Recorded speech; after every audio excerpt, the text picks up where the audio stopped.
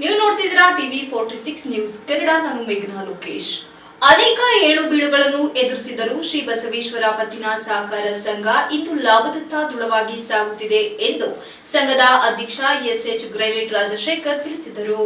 ನಗರದ ಸಾಲಗಾಮಿ ರಸ್ತೆ ಅರಳಿಕಟ್ಟೆ ವೃತ್ತದ ಬಳಿ ಇರುವ ಸಂಘದ ಕಚೇರಿಯಲ್ಲಿ ಬುಧವಾರ ಹಮ್ಮಿಕೊಳ್ಳಲಾಗಿದ್ದ ನೂತನ ವರ್ಷ 2026ರ ಕ್ಯಾಲೆಂಡರ್ ಬಿಡುಗಡೆ ಕಾರ್ಯಕ್ರಮವನ್ನು ಉದ್ಘಾಟಿಸಿ ಅವರು ಮಾತನಾಡಿದ ಅವರು, ಸಂಘ ಸ್ಥಾಪನೆಯಾದ ಬಳಿಕ ಹಲವು ಸವಾಲುಗಳನ್ನು ಎದುರಿಸಿದ್ದರೂ ಎಲ್ಲಾ ನಿರ್ದೇಶಕರು ಸಮನ್ವಯ ಹಾಗೂ ಸಹಕಾರದಿಂದ ಸಂಘವನ್ನು ಉತ್ತಮ ಸ್ಥಿತಿಗೆ ತಂದು ನಿಲ್ಲಿಸಲಾಗಿದೆ ಎಂದು ಅವರು ಹೇಳಿದರು. ಬ್ಯಾಂಕ್ ವ್ಯವಹಾರಗಳನ್ನು ಶಿಸ್ತುಬದ್ಧವಾಗಿ ನಡೆಸುವ ಮೂಲಕ ಲಾಭ ಉಂಟಾಗುವಂತಹ ವ್ಯವಸ್ಥೆಯನ್ನು ರೂಪಿಸಲಾಗಿದೆ. ಸಂಘದ ದೀರ್ಘಕಾಲೀನ ಗುರಿಯಾಗಿ ಸ್ವಂತ ಕಟ್ಟಡ ನಿರ್ಮಿಸುವ ಉದ್ದೇಶವನ್ನು ಹೊಂದಿದ್ದು, ಅದಕ್ಕಾಗಿ ಹೋರಾಟದ ಮನೋಭಾವದೊಂದಿಗೆ ಮುಂದುವರಿಸಲಾಗುತ್ತಿದೆ ಎಂದರು.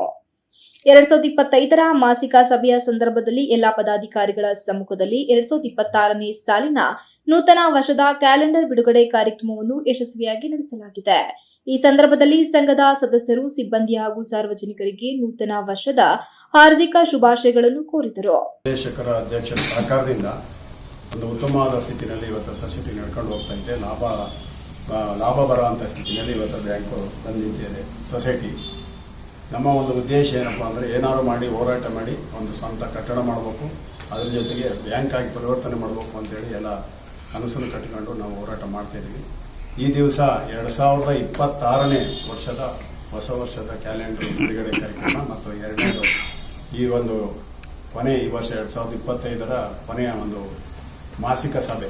ಈ ಸಭೆಯಲ್ಲಿ ಎಲ್ಲ ನಿರ್ದೇಶಕರು ಹಾಗೂ ಪತ್ರಕರ್ತರು ಆಗಮಿಸಿದರೆ ಅವರಿಗೆ 2025 ಹಿಂದಿನ ವರ್ಷ ಮತ್ತು ನಾಳೆ ಹೊಸ ವರ್ಷದ 26ನೇ ವರ್ಷದ ಆರ್ಥಿಕ ಶುಭಾಶಯಗಳನ್ನ ಕೋರ್ತೇನೆ.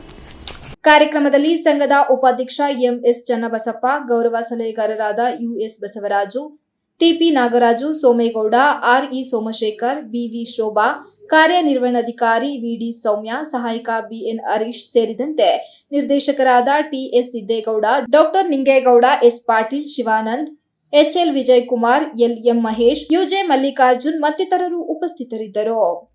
Srinivas, TV 46 news Kannada, Hassan. You are watching TV 46 News Kannada.